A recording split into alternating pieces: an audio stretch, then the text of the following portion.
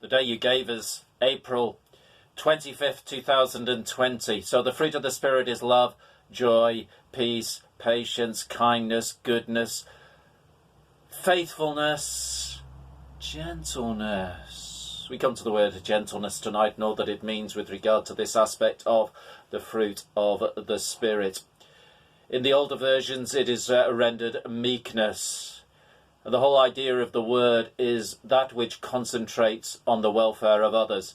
It is not a case of either thinking too much or too little of yourself. It's simply a case of not thinking of yourself at all, because you're so preoccupied with wanting to do good for others, and your thoughts are of God and of others, and that's where you focus. Of course, the ultimate one here is our Lord Jesus again, isn't it? He's the ultimate meek one who came into this world. People often get the word meekness confused with weakness, but how can it be?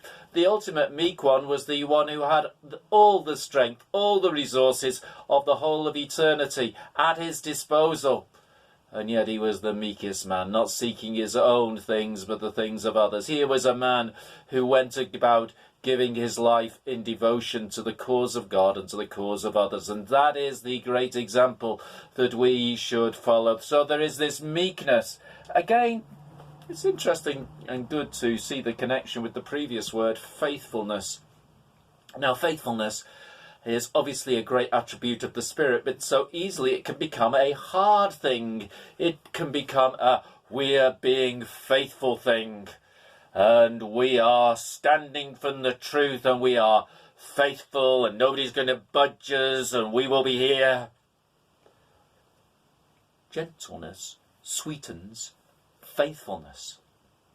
Sometimes you get some bitter tasting fruit, and what you need is some sugar to sweeten that fruit. Well, we need the sugar of meekness to give a sweetening to faithfulness. Yes, we've got to be faithful. Let's not deny that. Faithful to the Lord, faithful to his truth, faithful in all of our dealings as reliable, solid people. But let us not become those who are bitter in our faithfulness, if I could use that phraseology. Let us have the sweetness of meekness in our lives. Of course, the Sermon on the Mount will say, the meek shall inherit the earth. Those who don't think about themselves will come into a great inheritance. This is the paradox of spiritual living.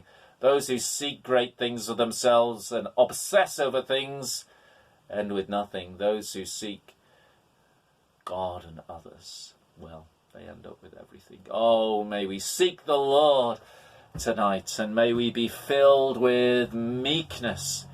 May people know that sweet characteristic as we live our lives before our fellow men. So the fruit of the Spirit is gentleness. The day you gave us, April 25th, 2020.